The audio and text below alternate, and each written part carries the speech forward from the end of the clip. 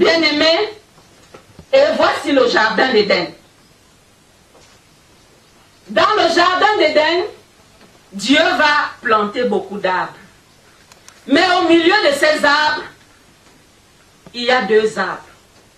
L'arbre de la connaissance du bien et du mal, l'arbre de vie.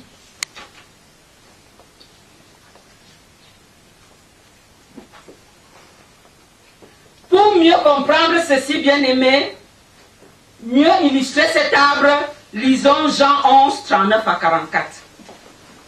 La résurrection de Lazare.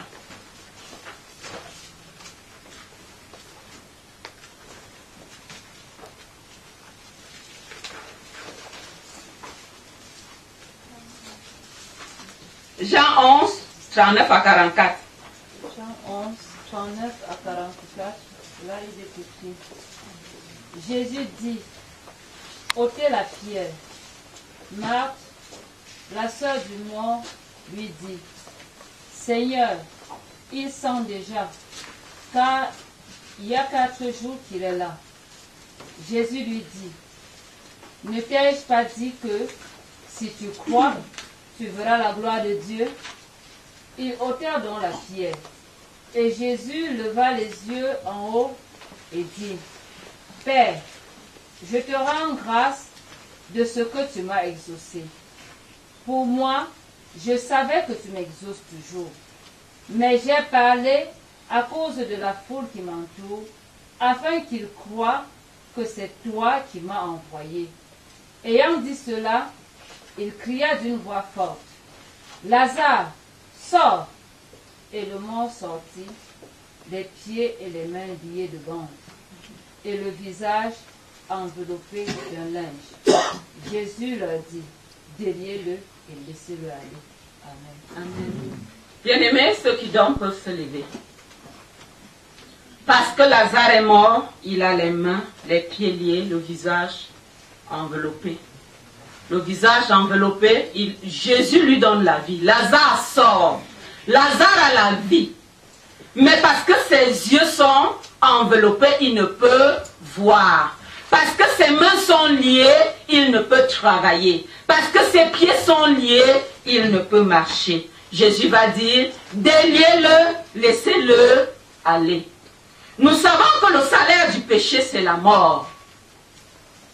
Parce que l'homme a péché, il meurt. Et par conséquent, il est lié des chaînes de malédiction, des chaînes d'impureté, des chaînes de pauvreté, de haine, de sorcellerie, de vol, de gloutonnerie, etc. Parce qu'il est mort, il est lié. Parce qu'il est mort, il est aveugle, il ne peut pas voir. Lorsque l'homme vient à Jésus, Jésus lui donne la vie et il dit, déliez-le. Déliez-le, parce qu'on doit délier, il donne la puissance à ses serviteurs, afin que ses serviteurs délient ceux-là qui ont la vie, mais les mains, les pieds, les yeux bandés, liés. Revenons à la création. Dans le livre de Genèse, chapitre 2, 8, 9 et verset 16, il est écrit que Dieu crée l'homme à son image. Il est libre. L'homme créé par Dieu est libre. Parce que Dieu est libre, il crée l'homme libre. Il y a beaucoup de gens qui se disent, pourquoi il a laissé, pourquoi il n'a pas, parce qu'il t'a créé à son image. Il est libre, il t'a créé libre. Il le place dans le jardin d'Éden, avec toute espèce d'arbres, agréable à voir et bon à manger. Donc tous ces arbres-là étaient agréables à voir, bons à manger, tous les arbres créés par Dieu. Genèse 2, 9. L'arbre de vie était au milieu du jardin. L'arbre de la connaissance du bien et du mal, on ne précise pas de lieu, mais c'était dans le jardin. Dieu va dire à l'homme, lui donner des conseils, ne mange pas celui-ci, parce que si tu le manges, tu vas mourir. Mais Dieu n'a pas interdit à l'homme de manger l'arbre de vie. il était libre d'en prendre et d'en manger. Bien aimé, lorsque nous lisons Deutéronome 30, 19 à 20, nous allons voir Dieu qui revient dans les mêmes paroles. J'ai mis devant toi la vie et la mort, la bénédiction et la malédiction.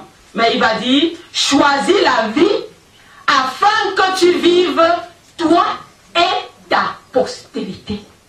Donc le choix que je fais joue sur ma postérité. Choisis la vie afin que tu vives toi et ta postérité. C'est-à-dire, si tu choisis la mort, tu vas mourir toi et ta postérité. Choisis la vie pour aimer l'Éternel. Bien aimé, suivons bien. Il dit, choisis la vie pour aimer. Quand je choisis la vie, la conséquence c'est aimer l'Éternel. Pour aimer l'Éternel, ton Dieu. Pour obéir à sa voix. Pour t'attacher à lui. Suivons bien le principe. Il y a deux arbres, la vie et la mort. Choisis la vie pour aimer l'Éternel, premièrement. Pour obéir à sa voix, et troisièmement pour t'attacher à lui.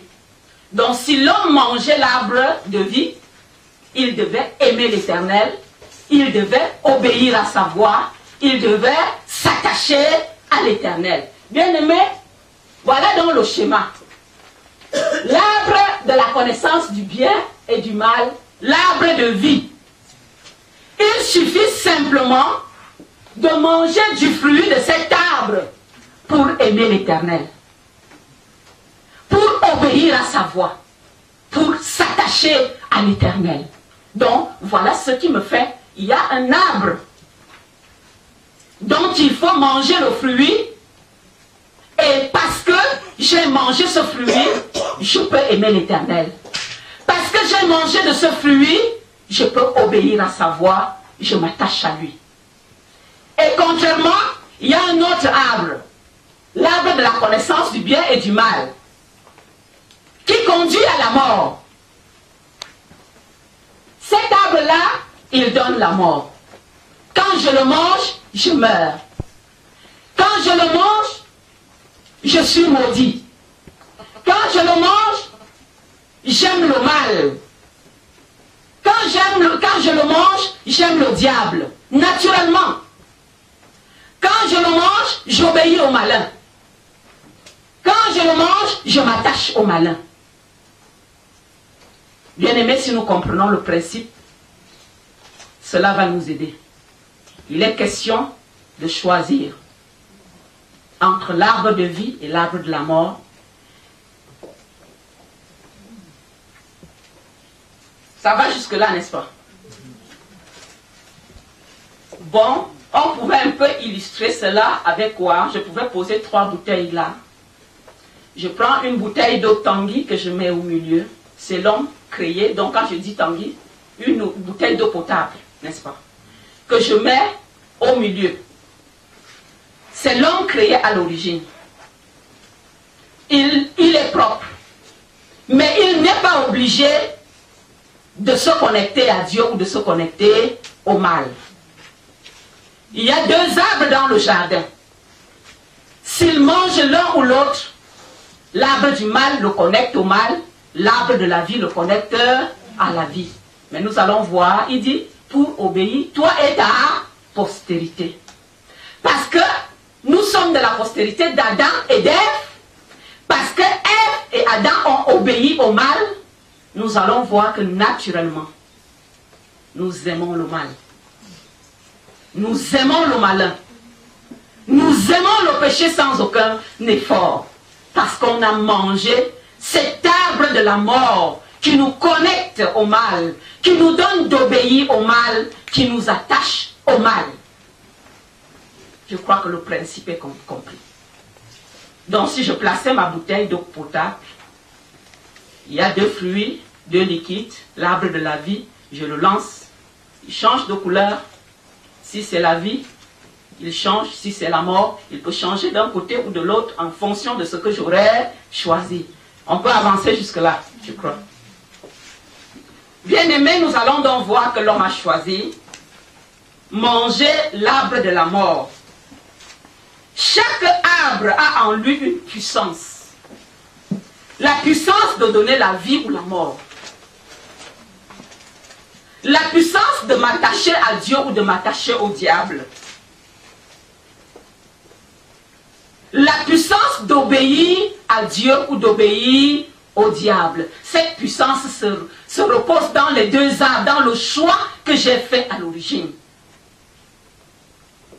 Dieu explique tout cela à l'homme. Mais le serpent va apparaître. L'homme n'a pas confiance en Dieu. Il préfère plutôt écouter la voix du serpent.